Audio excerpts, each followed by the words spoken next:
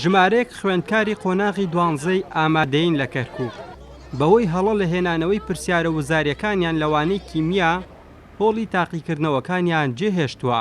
خارجی هاتبووە لە بابەتە تەرکەکان هاتبووەوە. خوێندکارەکان دەڵێن ڕەنجی ماندووبوونیان بە فیڕۆچووە چونکە لە پرسیارەکانیاندا باعیسی نمرە پرسیاری هەڵە و دەرەکی هاتووەتە بەردەستیان بۆیە وەڵامیان نەداوەتەوە.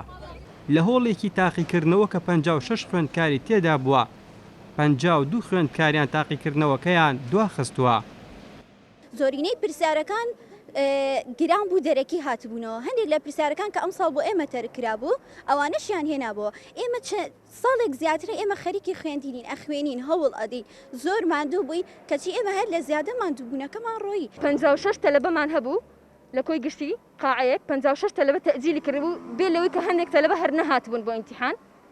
تەئجیل زۆر بوو یعنی تەلەبەی زیرەکی پۆلەکەمان زیرەکی مەکتەبەکە تەئجیلێکە. یعنی ئەو تەلەبانی کەەوە ئاسیان مامناوە دەیان ئاسیان کەمترە لە تەلەبەی مامناوە دووبەرسر ئەو تەلەبانە چی بکەن؟ ئێمە چەند ساڵە ئەسیلەکانمان بینیوە ئەسیلە ئەکڕین خوێندومانە هیچ ساڵێک ئەسیلەکان وەکو ئەم ساڵ نەهاتۆتەوە. لەسەر ئەو گرفتی لە تاقیکردنەوەی وانەی کیمیا ڕوبەڕووی خوێندکارانی پۆلی 12 وزاری بووەوە. سەرپەرشتیارێک لە خوێندنی کوردی لە کەرکووک دەڵێت ناڕەزایی خوێندکاران دەگەێنن بەلایەنی پەیوەندیدار ئەگەر دەربچێت پرسیارەکان هەڵان دەبێ قەرەبووی خوێندکارەکان بکرێتەوە. لەژنەی سەرپەرشتاریمانە ئەوان بە دوواداچوونی بووەکەن ئەگەر بێت و پرسیارەکە خارجی بێ دەرەکی بێ ئەو لەسەر چەند دەرەجە بێ لە جنێ پشکنینمان کە لێرەوە چن بۆ بەغاو سەرۆکی ئەندامەکان لە خۆمانن پیانەڵێن کامە ئەوە هەڵەیە بۆ ئەو دەرەجان بۆ تاویز بکەین.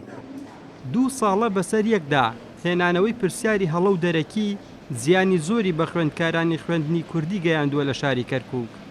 بە پێی ئامارێکی پەروەردەی کەرکووکیش ئەمساڵ 20,000 خوێندکار لە بەشە جیاجیاکان بەشداری تاقیکردنەوە وزاریەکانی پۆلی 12 ئامادەی بوون کە دابەش بوون بەسەر 255 هۆڵی تاقیکردنەوەدا. ئاسۆ ئەحمەد، کورسات نیوز، کەرکووک.